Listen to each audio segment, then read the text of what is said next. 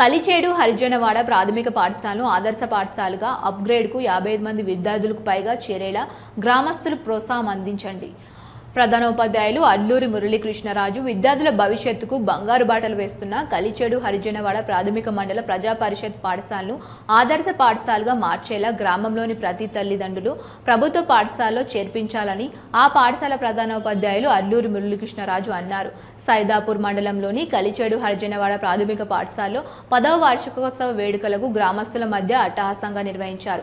ఈ కార్యక్రమానికి దాడిశెట్టిపల్లి ప్రాథమిక పాఠశాల ప్రధానోపాధ్యాయులు టి రవి, గంగదేవిపల్లి ఉపాధ్యాయులు జీవి రత్నం, కాంప్లెక్స్ కోఆర్డినేటర్ పెంచలయ్య, విద్యా కమిటీ చైర్మన్ తెగచెర్ల సుధాకర్లు ఈ వార్షికోత్సవ వేడుకలో పాల్గొన్నారు. ఈ సందర్భంగా విద్యా కమిటీ చైర్మన్ తెగచెర్ల సుధాకర్ మాట్లాడుతూ ప్రభుత్వ పాఠశాలలోని ఉత్తమ ఇంగ్లీష్ విద్యాబోధన సాగుతోందని, ప్రైవేట్ పాఠశాలలో అధ్యాపకులు తక్కువ విద్యాబోధన ఉన్న వాళ్లతోనే విద్యాబోధన సాగుతుందని తాను గమనించానన్నారు. ప్రభుత్వం అన్ని వసతులు కల్పిస్తున్న ఈ ప్రభుత్వ పాఠశాలలోనే విద్యార్థులు చేర్పించాలని వారి తల్లిదండ్రుల్ని కోరారు. అనంతరం కాంప్లెక్స్ కోఆర్డినేటర్ పెంచలయ్య మాట్లాడుతూ మురళీకృష్ణరాజు పాఠశాల విద్య పట్ల ఎంత క్రమశిక్షణ చూపుతారో సాంస్కృతిక కార్యక్రమాల పట్ల కూడా చూపెట్టడం, దాతృత్వాలు చేపట్టడంలో ఏమాత్రం తగ్గరని ఆయన సేవల్ని గుర్తించి జిల్లా స్థాయిలో ఉత్తమ ఉపాధ్యాయుడు అవార్డులను జిల్లా కలెక్టర్ చేతుల మీదుగా అందుకోగలిగారని చెప్పారు. 55 మంది విద్యార్థులకు పైగా ఈ పాఠశాలలో చేర్చగలిగితే ఆదర్శ పాఠశాలగా అభివృద్ధి చెందుతోందని, అప్పుడు ఈ పాఠశాల ప్రహారీ గదులు, విద్యార్థులకు వాటర్ ప్లాంట్లను మంజూరు చేసి దిశగా విద్యాశాఖ అధికారి ఆలోచనలో ఉందని తెలిపారు. ఈ సందర్భంగా చిన్నారులు, పూర్వ విద్యార్థులు పలు రకాల డ్యాన్సులు, నృత్యాలకు గ్రామ ప్రజలు అద్యంతంగా తిలకించి విద్యార్థుల ప్రతిభకు మంత్రముగ్ధులైపోయారు. ఈ సందర్భంగా ఎక్కువ రోజులు పాఠశాలకు హాజరైన విద్యార్థులకు, అలాగే ఉత్తమ మార్కులు సాధించిన విద్యార్థులకు మెమెంటోలు అందజేసి అభినందనలు తెలిపారు. డాన్సులు వేసి గ్రామ ప్రజలను ఆకట్టుకున్న సాంస్కృతిక మెప్పులు పొందిన విద్యార్థులకు మెమెంటోతో పాటు అభినందించారు. ఈ సాంస్కృతిక కార్యక్రమానికి కొరియోగ్రాఫ్ డ్రెస్ సెలెక్షన్ చేసి మేకప్ చేసిన ఆ పూర్వ విద్యార్థులను స్టేజ్ మీదకి పిలిచి అభినందించారు. ఈ కార్యక్రమంలో విద్యార్థులు, తల్లిదండ్రులు, గ్రామస్తులు పాల్గొన్నారు.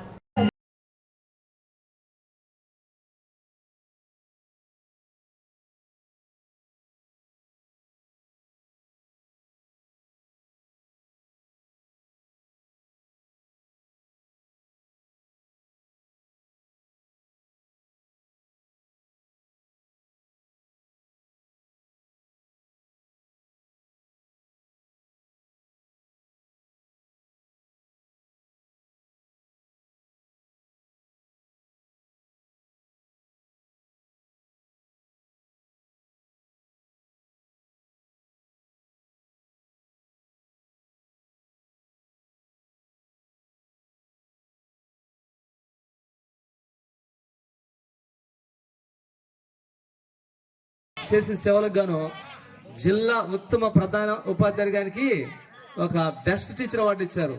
అలా చెప్పలు పెట్టండి. ఎట్ ఇచ్చారు? మండల బెస్ట్ టీచర్ అవార్డు కాదు, కానీ జిల్లా ఉత్తమ ఉపాధ్యాయుని గారికి ఒక మంచి ఒక అవార్డు ఇచ్చారు. ఆయన కలెక్టర్ చేతుల మీద ఆయన తీసుకొచ్చాడు పోయి. ఎందుకంటే ఈ సారు చాలా కనతగా కావచ్చు, ఇక్కడ ఏరియాలో మంచి శ్రద్ధ చూపుతూ పిల్లల మీద మంచి చదువులు ఇస్తున్నాడు. అంతేకాదు ఆ స్కూల్కి ఏం కావాలో అవసరాలు కూడా అన్నిటి కూడా పిల్లలకి పెన్సిళ్ళు, పెన్లు, ఆ నోట్బుక్స్ అందిస్తాడు.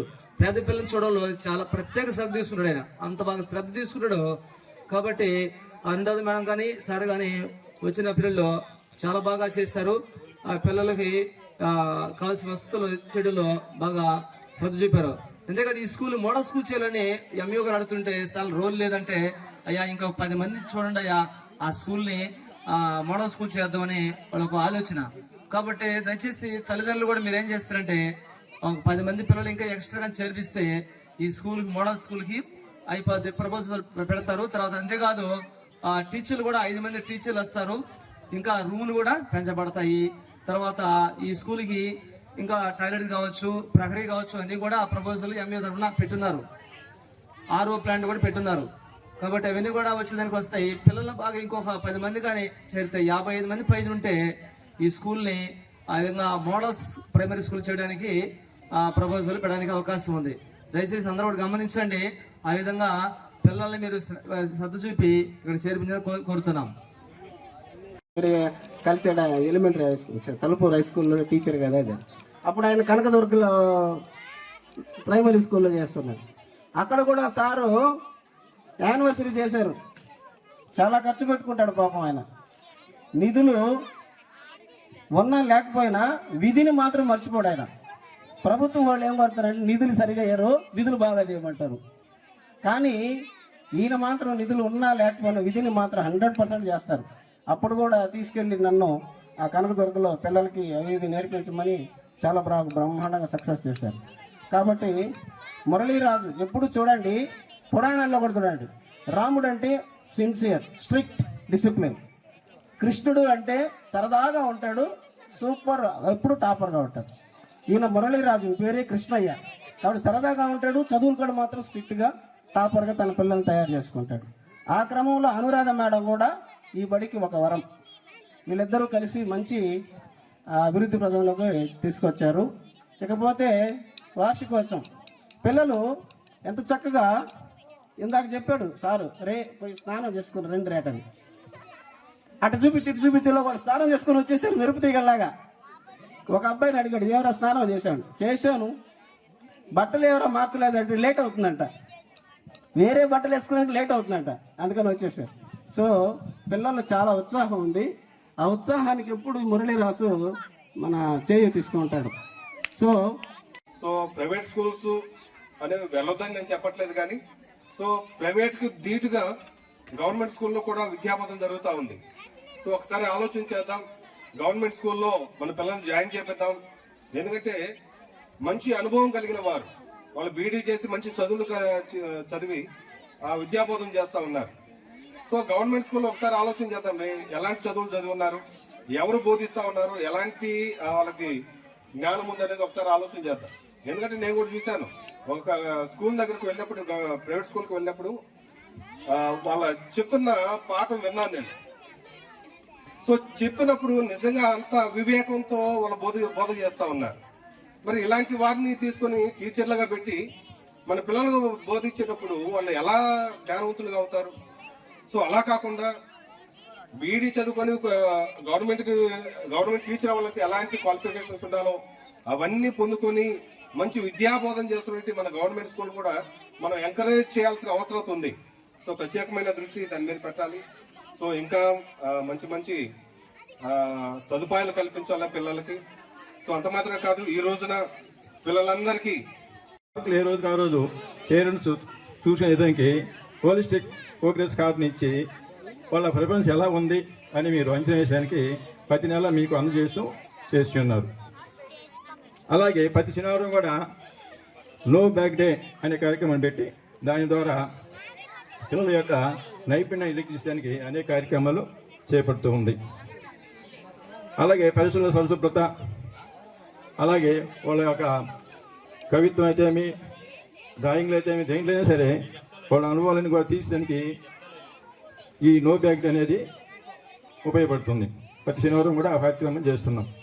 ఈ విధంగా ప్రభుత్వం అనేక కార్యక్రమాలు చేసి పిల్లల యొక్క అభివృద్ధి కోసం తోడ్పడుతుంది.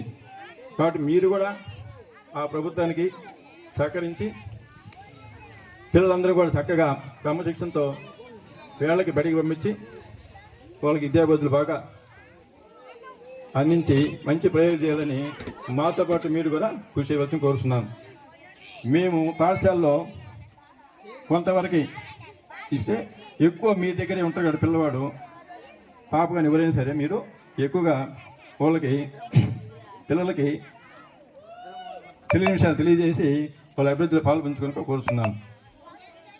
తర్వాత మన పాఠశాలకి చక్కగా బడికి ప్రతిరోజు వస్తూ ఉన్న పిల్లలందరూ కూడా గుర్తించి, అంటే మన పాఠశాలలో ఇప్పటికి 220 రోజులు జరిగి ఉన్నది. ఈ 220 రోజులు గాను 220 రోజులు ఎవరైతే వచ్చిన వాళ్ళందరికీ బహుమతి ఇవ్వాలని నిర్ణయించుకున్నాం, క్లాస్కి ఒక లెక్కన. అలాగే మనకు జరిగిన యూనిఫామ్ ఈ టెస్ట్లన్నింటిలో కూడా FA1 కానీ SA2 అన్ని మార్కులు మనకు ఇస్తున్నాము, ఈ పోజికల్ కార్డులో వేస్తున్నాము. వాళ్ళలో కూడా క్లాస్కి ఫస్ట్ సెకండ్ కింద ఎవరైతే ఎక్కువ మార్కులు సంపాదించినారో వాళ్ళకు కూడా బహుమతి ప్రదానం జరుగుతుంది. అంటే మార్కులను బట్టి రెడీగా ఉండండి. బబ్లు యాక్షన్. రెండవ తరగతిలో సెకండ్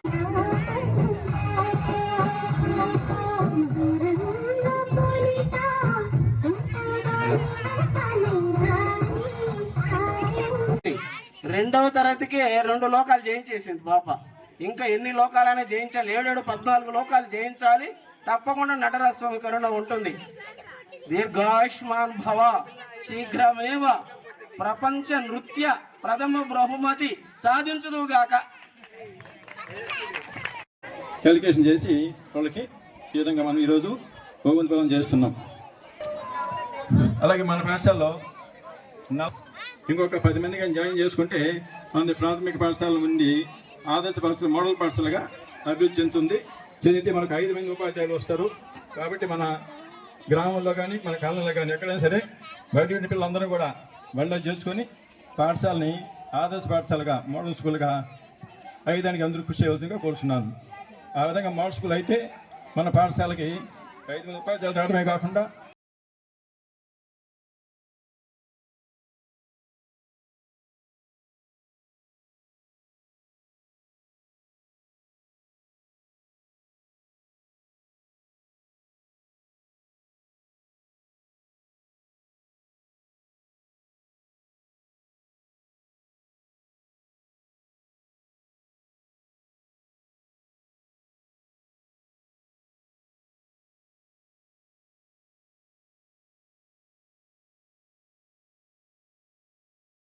కఠిన